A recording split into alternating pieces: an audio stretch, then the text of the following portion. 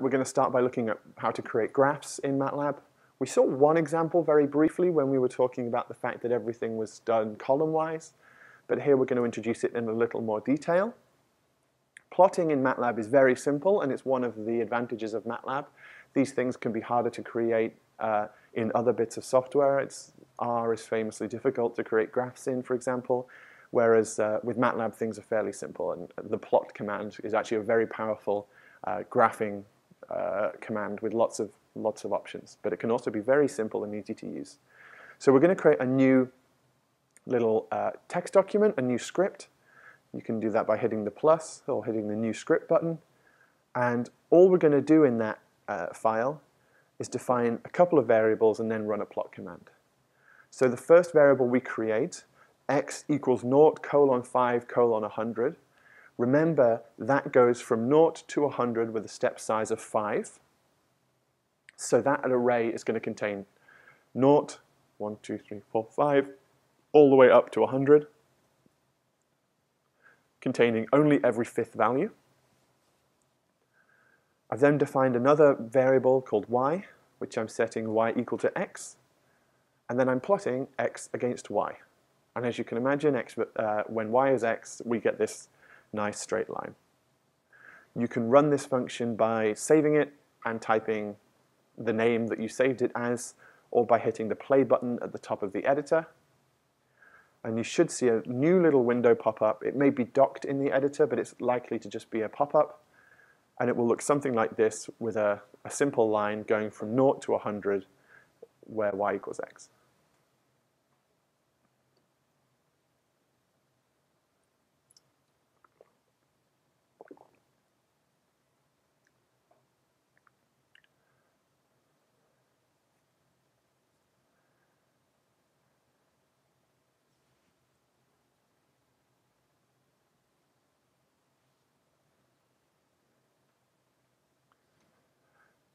Who sees a graph on their screen?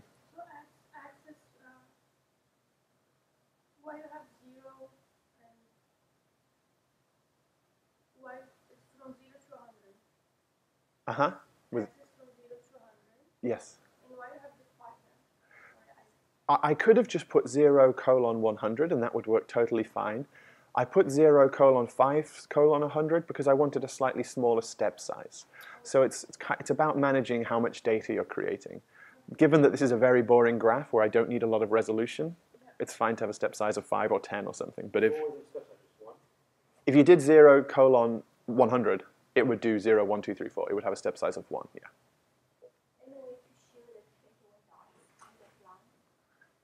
If you wanted to plot all the individual data points, yes, we'll come across that in a second. Or the easy way would also just to be to replace the word plot with scatter, and it will scatter all those x and y points as plots. But there's a few different ways of doing it. You can the plot command has a bunch of options, some of which are line width or line color, and you can get rid of the line entirely and just have the marker size. We'll see a few of those customization options in a second. So let's plot a more interesting shape. I created a new document. Again, very similar format. I'm creating an X array with a certain size and a certain step size, depending on what resolution I need. And I'm plotting y equals x squared for x is minus 100 to 100. Remember that this up arrow is going to raise something to the power, and the dot is going to make sure we do things element-wise. Remember, we had dot multiply on our matrices to make sure that it did one element at a time. Here I'm making sure that it's not going to do matrix multiplication on x and multiply it by x as a matrix, which is going to be difficult with the dimensions, but rather I want to do each element of x squared and store that in y. So that dot is going to make sure that the first thing I square is minus 100, the second thing I square is minus 95 or whatever, and it's going to go all the way up through the matrix in that way. And then it's going to plot x versus y. The plot command hasn't changed. And when you run that function, you should see a nice parabola like this. And one thing I want you to do, if you get it working, is just adjust this step size. Try 50, try 10, try 1, and you should see that this parabola gets more or less smooth as you adjust the step size. So it's going to adjust the resolution that you're plotting with. And obviously, more resolution is better, but that's going to correlate with how long these things take to plot and how much data is used, how much memory is used.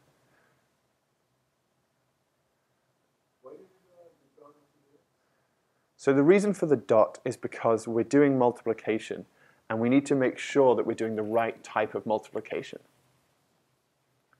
So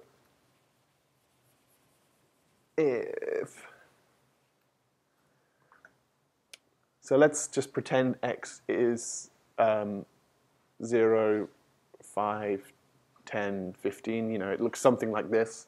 And if I want to do x squared to plot that, if I do x multiplied by x, which is what x squared will try and do, it's actually not going to do 0 multiplied by 0, 5 multiplied by 5. It's going to do matrix multiplication, which requires the matrices to be different sizes, and then it's going to go through and add them together. It's a linear algebra operation that's actually different from element-wise multiplication. So I want to make sure these things are squared by doing 0 multiplied by 0, 5 multiplied by 5, 10 multiplied by 10, etc., etc. When I got the second plot, the first plot is Gone. yeah, so how to see both of them? Okay, so the key word here is, well, it depends what you're trying to achieve. Hold on, if you type hold, space, on, semicolon, it's going to plot new plots on top of the existing one. However, because the axes are totally different on these plots, the other one might vanish into the bottom of the axes anyway. And so if you want to make a new window rather than having it appear in the existing window, you can type figure and then a semicolon, and it will create a new blank window, and the next plot will appear there.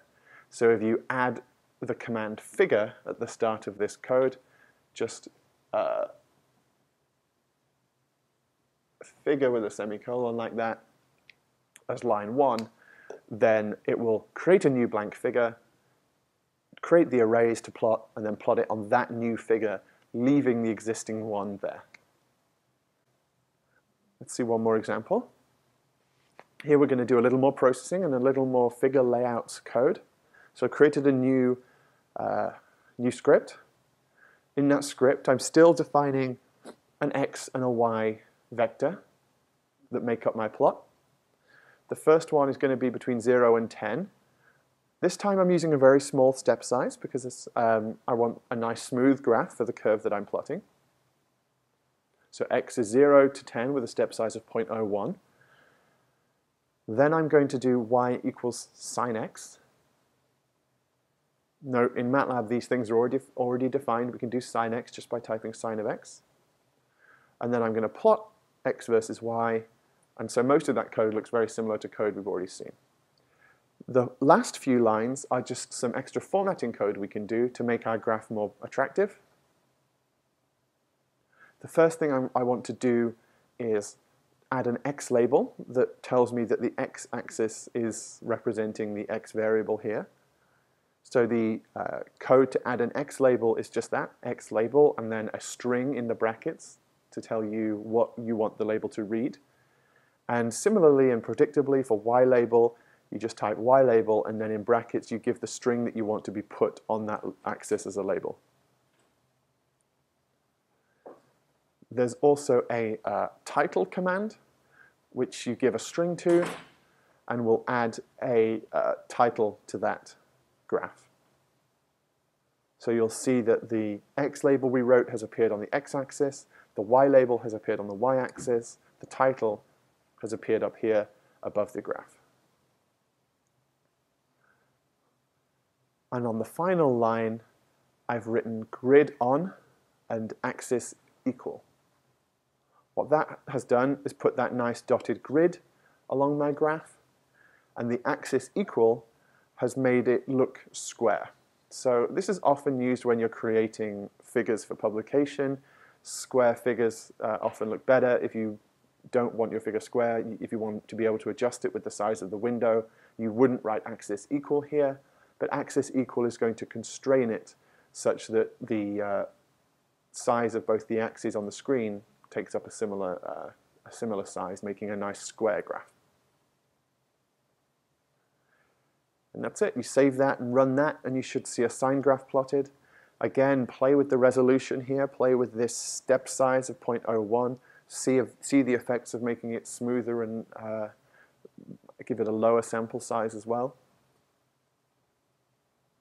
So the key commands to learn from here are X label and Y label, both of which take strings, both of which put labels on plots. Title also takes a string and puts the heading on above the plot. And then the extra ones, which are less used, I guess, is grid on and axis equal. What does X equal? Axis equal is going to make sure that the axes are the same number of pixels up and across, so that it looks nice and square. If you resize the window, usually the graph will resize to any shape you choose. If you say axis equal, it's going to restrain it to make sure it's nice and square. If you don't write these things, you'll notice that you can resize the window and you can get very funny shaped graphs, and depending on what the window size is will correlate with how the graph looks, and it's not very accurate. You know, if you're trying to compile a figure for a paper, you want to keep things easy to put together and consistent. So to do multiple graphs on the same plot, as I mentioned, there is the hold on command. So to demonstrate that, what I did was I ran the sine graph code that we wrote before. I then typed hold on into the terminal, and then in the command window I typed plot x against cos x. What's the default step? So if you were to just leave the step size out of here, it would always be 1. So between 0 and 10, you would only get your 0, 1, 2, 3, 4, 5, 6, 7, 8, 9, 10, which would be a very rough graph. So the reason this still looks smooth here is because we're using x, which has already been defined as being very, very smooth already. So I'm going to define x is 0 with a step size of 0.1 up to 10. I'm going to define y is equal to, did I do sine x and cos x? Yes, y is equal to sine x. And g is equal to, I shouldn't use g, yeah, okay. G is equal to cos x. Then I'm going to do 2 separate plot commands here rather than doing 1. I'm going to add a hold on just in case, and I'm going to do plot x against y, and I plot x against g like this. And then we can add some extra things in here. So if I want my x versus y to be red, I can put an R there. If I want my x versus g to be dashed and blue, that is how I do it. So I can save that and run that. Sure, plot test. And run that. And what I see in the screen is that one of them has come out as red and one of them has come out as dashed blue.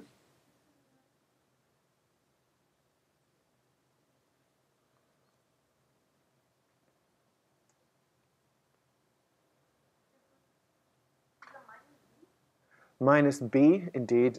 It's minus minus b, so the two minuses makes it dashed. You can also do dot dashed. I believe that looks like that. With the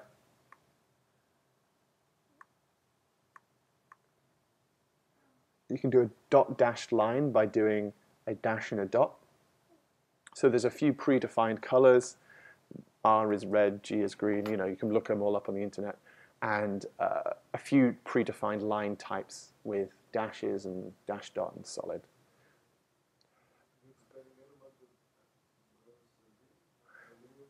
So you can specify colors and you can specify line types here. By default, it's going to be a solid line. And so that will actually look like this. A solid line is represented by one dash. If you want a dashed line, you put two dashes. If you want a dash dot line, you put dash dot like this. And then the second bit, the letter, is the color. So I can have red or I can have green, and then I save it and I run it like this. So default is a solid line. So if you don't put anything, you're going to get a solid line.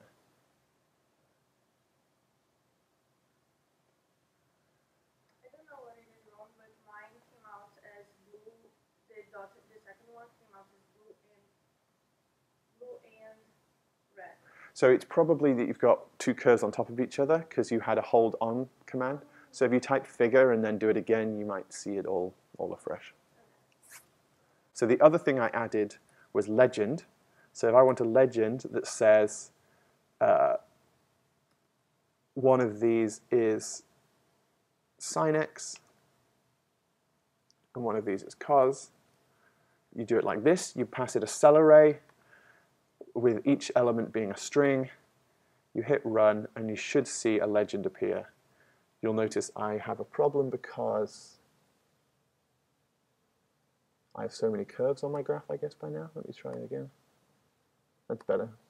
So if you type legend, then give it a cell array where the order of the entrance, the elements in the array that you give is the same as the order that you've plotted the graph, it will label them. So the green line has been labeled sine, the dotted dashed blue line in my example has been labeled cos.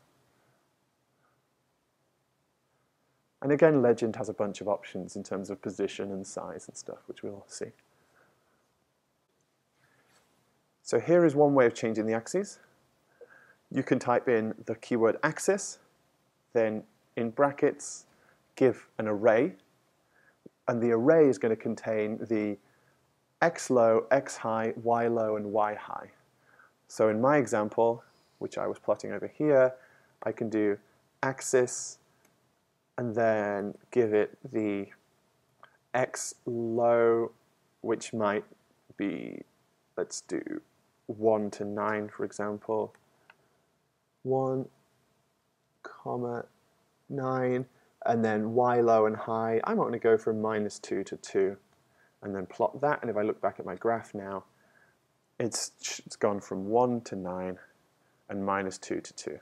So axis is the key command, and you give it the x low, x high, y low, y high. So there's another command for changing axes, and that's for changing them individually, and that is ylim and xlim.